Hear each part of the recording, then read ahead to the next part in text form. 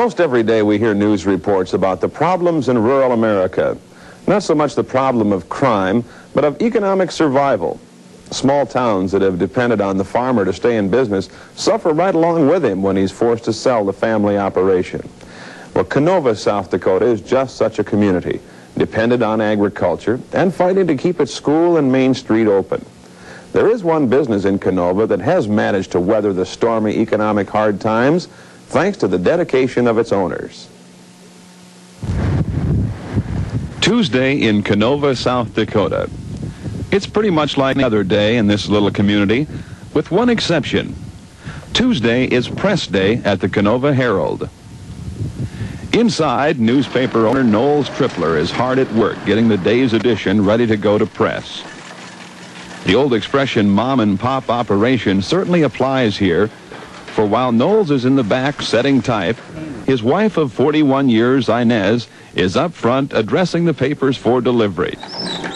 Even though Canova itself has a population of only about 200, the circulation for the Canova Herald is more like 600, with copies sent all over the country to former residents who like to keep in touch with what's going on back home. The Tripplers do have a little help once a week. You see, some time ago, the automatic folding machine broke down. And rather than spend the money to fix it up or try find a new one, the Tripplers hired Etta Meyer, Vera Martin, and Harvey Kepsel to come in and fold all 600 papers, all by hand. There's a lot about the Canova Herald that goes against the grain of modern newspaper technology.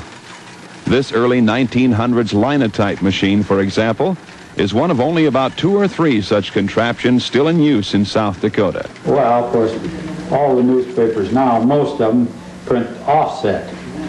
They don't use a relic like this, or they don't use an old press. They set the news more like a typewriter. Mm-hmm. And then it's on a long sheet, and they paste it on a big page and take a picture of it and print it from like a negative. So they don't have a linotype. They don't set type that way anymore. There have been occasions when the old linotype machine has broken down, but so far Trippler has managed to make a replacement part himself or track one down someplace. He's had pretty good luck too. Since the paper was founded by his uncle way back in 1899, there has never been a week, not one, that the Canova Herald hasn't made it off the press and to the people. But Ines Trippler confesses that she nervously stands by each week as Knowles fires up the electric motor on the old printing press and breathes a sigh of relief when it finally catches and sets the big wheels in motion. They nobody can run this joint with me. I know that I could get my sledgehammer and I could break this up and break all the equipment up here and go out and buy $30,000 worth of offset equipment and put out a paper, which might be easier. The only thing that wouldn't be easier would be the $30,000 worth of payments. Trippler says the biggest news story ever to make the headlines of the Canova Herald was a double murder-suicide years ago. But that's not the kind of stories that Trippler believes his readers are interested in, at least not from his paper. We don't interfere. We don't try to cut in on TV's news. No, it's strictly local. That's what people. That's how people find out what's going on and what's going to go on and what has gone on. I've often threatened, though, to put out a couple editions to put everything in there that I heard. And if I did, I'm sure I could double my circulation. No, there's one thing that I've never done, and my dad never did either.